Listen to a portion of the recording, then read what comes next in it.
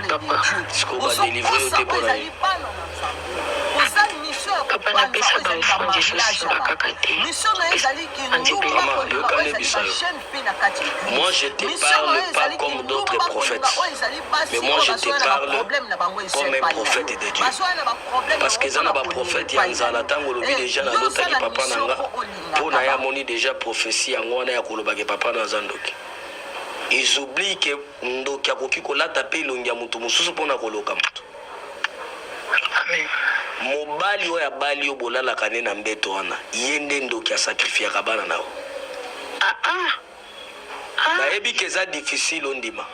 Papa. Yoka nebisa yo, yoka nano mama. Yoka nano. Mama yoka nano s'il vous plaît, s'il vous plaît. Yoka nano s'il vous plaît. Nasi sakoloba soki eza lokuta ce n'est pas un problème. Zamba zotalisanga mobali no ava bala yo a divorcé 3 fois. Na basi nyonso akabwana na bango ata mwasi moko ya botani azate. Oui papa ya solo oui. E basi wana mwasi nyonso akabwana kana ye soki akei libanda kenda kobota. Pasimbi mwana. Bana sinya liboso. Ya mibale na mukongo ya mobali na yo azalaka na tatouage ya nyoka. Nazomona ba comédien belé ba koti na.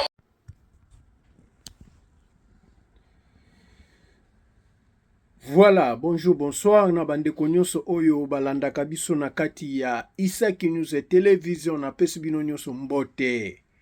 Mbote uti pa ya l'homme simple, José Yungu. Donc, on est ensemble bandeko na ngai. Toye to lobela likambo moko oyo tolobaka adage moko elobake 6 me baluka 9. 6 me baluka 9 ya nini? Prophète to apôtre Moïse Kasongo azo prophétiser pona batu, pona ba comédien, pona mwasi ya pasteur nani Marcelo, pona mama Lormbong, yepe kabakata na bombe ekweli. Ba ebisi yeso ki abongwani te akobela liboma. Ngana oloba mingi te bandeko. Mama prophétesse moko abimi azalaka kutu yepe ayena prophétie pona Kasongo. Moïse Kasongo alobi ke soki abongwani te akobela liboma. Landa tina suka koyoka mama alobi makambo. Alobi aye pona azaya nzambe te. Meto landa nanu video bongo tozonga sima. Nzambe azwa lokumu po ete azali nzambe soki bomoni nga liboso na bino seke nzambe ayebi na kopesa oyo ezali message e message oyo nzambe apesi me bien aimé eza mpona prophète Moïse Kasongo na kati na Kinshasa. Prophète Moïse Kasongo me bien aimé message oyo ezali mpona ye prophète Moïse Kasongo entre parenthèses mopanga ya lola me bien aimé message oyo ezali mpona prophète Moïse Kasongo et avant na passe ezali message ekozala nga te kasi molimo na nzambe nde eloba na kati na ngai tobondeli elongo na kombo na Yesu. Père éternel, le Dieu tout-puissant, na peso merci, na pamboli opo tozali nzambe na nguya nyonso. Yahweh ezalanga te koloba, kasi yo nde loba na kati na ngai. Kumama na opo tozali nzambe, kumama na opo te obongi na lokumu kolo. L'esprit de vérité latanga onyo ezali ya mensonge ekende musika. Saint-Esprit de Dieu soit contrôle à corps, âme, esprit na ngai. L'esprit de vérité latanga protection divine na foyer nanga pe na ndaku nanga pe na baboni nyonso baza aboni na chaîne Yahweh bundela biso bitumba o miso bomoto ezomona te. Mo nyonso akomeka biso Yahweh akutana na moto na yo pe akutana na présence na yo nde bouclier nanga na commission nde na lobi amen. Gloire au Seigneur. Tozwi makanda na Nzambe na Matthieu chapitre 10 verset 26 na 27. Matthieu pona bato français eza Matthieu 10 26 à 27. Bible ezoloba na biso be yango wana bobanga bango te. Pamba te eloko moko te ebombama ekozanga komonisama pe eloko moko te ya sekele ekozanga koyebana. makambo oyo nazali koyebisa bino sikoyo kati na molili boloba yango na moi pe oyo bazali koloba na bino na litoyi bosakola yango wuta na likolo ya ndako. Gloire au Seigneur. Mais bien aimé, nyonso ekoki kokosa biso me liloba na Nzambe ekosaka te ndeko na ngai. Nyonso koki kokosa biso me parole de Dieu me bien aimé ekosaka te lobaka oyo ezali sembo. Bible ezoloba na biso ndeko na nga ke tobanga bango te. Mais bien aimé, Nzambe soka peso ezali message ko banga mutu te komisa message. Pe Bible lobi matali kola ndaku belela na mgongo makasi o nyonso bazoloba no na litoyi. Ndeko na nga likolo ya ndaku na nga ezali telefone. Lokola message o Nzambe pesa ezali ya Moïse et na koya nango na kati na telefone kokanga makasi po na peuple de Dieu bosala très attention. Peuple de Dieu, Nzambe aza bolingo, Nzambe alingi biso mingi. Nzambe alobaka bandeko na nga. Bible ezoloba na biso ete to mépriser o ezali prophétie te kasi to examiner o ezali prophétie. Ko examiner prophétie mais bien aimé ezali mabe te. Peuple de Dieu Nzambe alobaka. Ndeko na bino azaka na makambo ebele ya kosala. Et soki Nzambe apesi message nde bomonaka nga na yaka kopase o ezali ba message. Lelo nalali nazozwa o ezali vision et na kati na vision namonaki o ezali Moïse Kasongo me bien aimé. Prophète Moïse Kasongo namonaki azoya na moto mais bilamba na ezalaki salité et bilamba nyonso ezalaki akokata na katana. Azalaki vraiment salité na kati na vision ndenge na bandaki komona ye. Abandaki koya na moto pe azalaki makolongola azoya na moto akomi liboso na biso to telemaki tozozela ezali transport.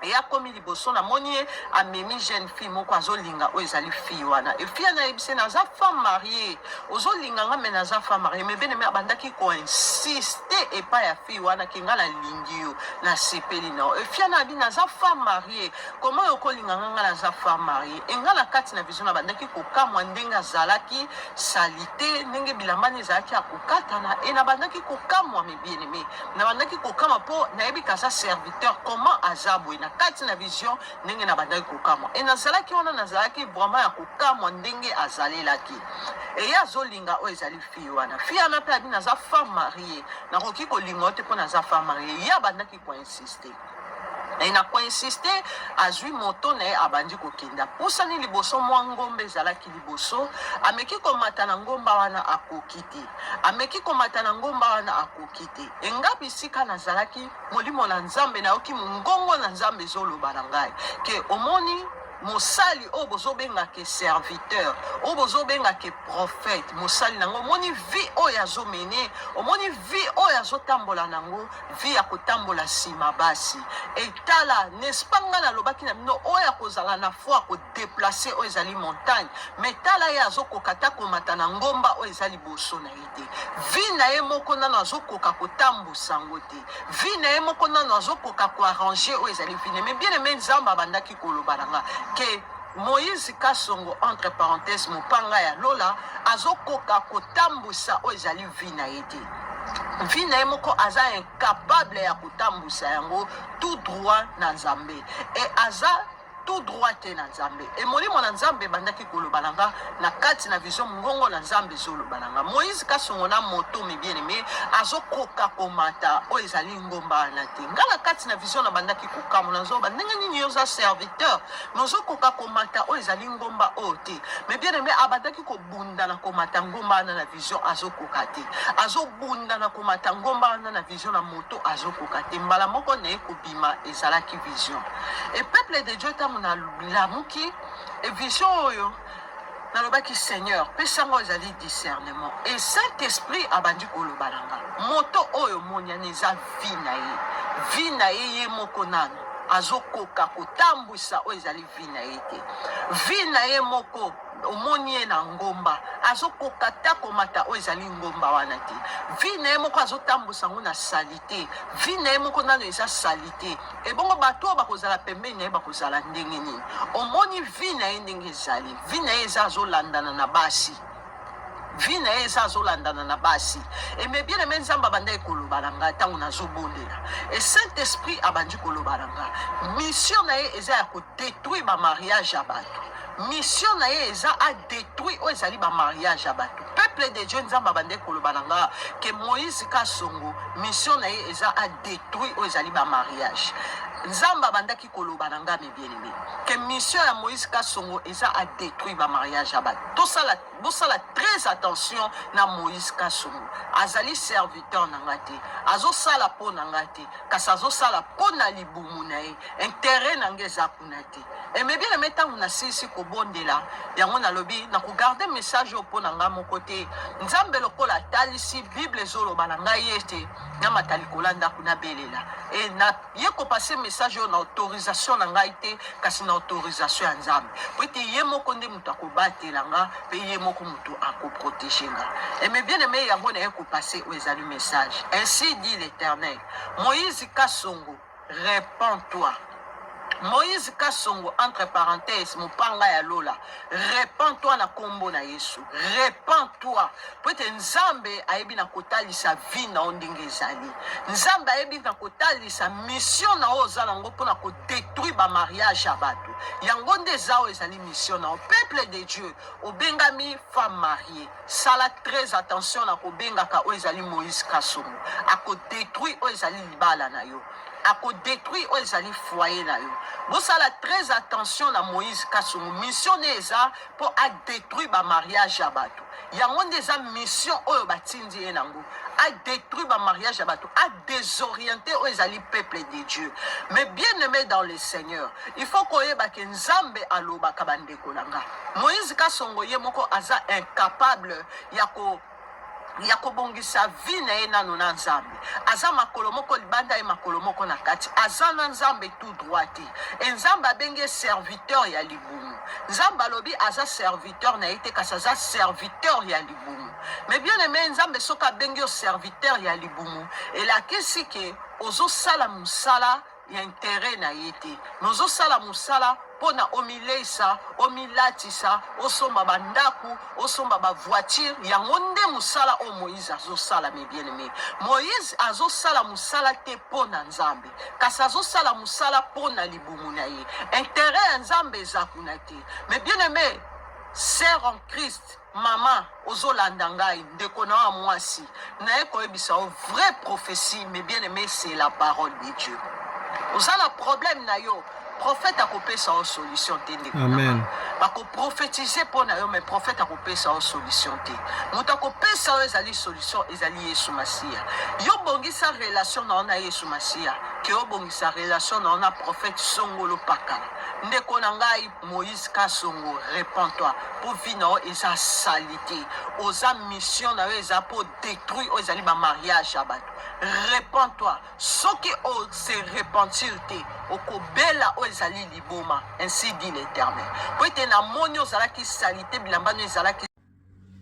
Voilà bandeko binomo boyoki mama lobi clair azo panzande ba mabala ayepo a détruire ba mabala ya batu mama talisi noir et blanc que vraie prophétie ezali liloba na nzambe biblia tangaka bible mingi ke okena ko croire yo na Londres ozobenga prophète ozoloba makambo ndako na yo eza pasi makambo to wana ngona mokilo yo na ebite ezalaka nini yo moko gozo maloba te makambo wana otika ngona maboko ya nzambe ozoyebisa yango bazosaka na bino yango bazosaka na bino vraiment mama prophétesse o aza na raison okozo makambo no yo na Londres soki na nini o mobali no akufela abo bino mo boyoki na introduction ndenge makambo esalami eza pasi na mabandeko mama prophétesse pe alobi ke soki abongwani te akobela liboma na Kinshasa de azolanda basi aza wana pona basi pona mituka pona nyonso de eloko nzambe moko te eza wana eza musali na nzambe ka musali na nzambe muto alobe eloko wana bino ba misu bozwaki nini ya kolanda profession wana te l'homme simple ayeli bino ngona Isaac News Télévision vraiment on est ensemble bandeko bo like bo partager bo like bo sala nyonso bino mo boyebi ndenge ezalaka kaka ezaki wa bino chose l'homme simple. Bye bye, tokutana mbala nsima. Bye.